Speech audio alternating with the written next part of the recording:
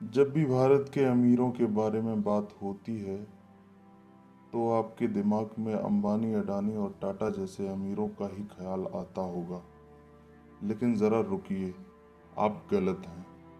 अगर आप इतिहास के पन्नों को पलटकर देखेंगे तो आपको पता चलेगा कि भारत में ऐसे लोग भी हुए थे जिनकी दौलत के सामने अंबानी, अडानी और टाटा की दौलत कुछ भी नहीं है।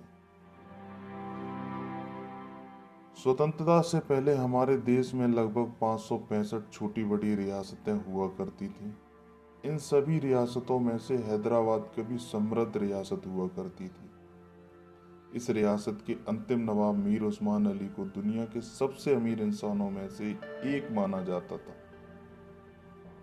1911 में अमीर उस्मान अली हैदराबाद के निज़ाम के रूप में इस गद्दी पर बैठे और लगभग 4 दशकों तक इस गद्दी पर आसीन रहे।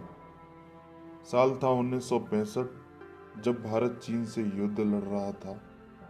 तब भारत की आर्थिक स्थिति काफी कमजोर थी। तत्कालीन प्रधानमंत्री लाल बहादुर शास्त्री जी ने देश के अमीर लोगों से आर्थिक सहायता मांगी थी, जिसमें उस्मान अली खान भी शामिल थे।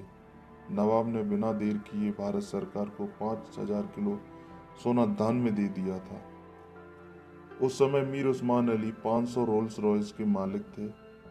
कहा तो ये जाता है कि जब एक बार Rolls Royce motor cars limited ने मीर उस्मान अली खान को अपनी कार बेचने से इनकार कर दिया था, तो इससे नाराज होकर हैदराबाद के निज़ाम ने कुछ पुरानी रोल्स रॉयस कार खरीदी और उन कारों का इस्तेमाल कचरा फेंकने के लिए करवाने लगे, जिससे ब्रिटिश लग्जरी ऑटोमोबाइल निर्माता कंपनी की छवि धूमिल होने लगी।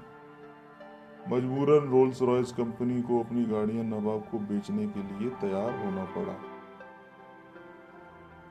दुनिया के अमीर लोगों में गिने जाने वाले ये निज़ाम बहुत कंजूस भी थे। वह अक्सर गंदे कपड़े और फटे हुए जूता पहना करते थे। उन्होंने अपने जीवन में कभी भी इस्त्री किए हुए कपड़े नहीं पहने।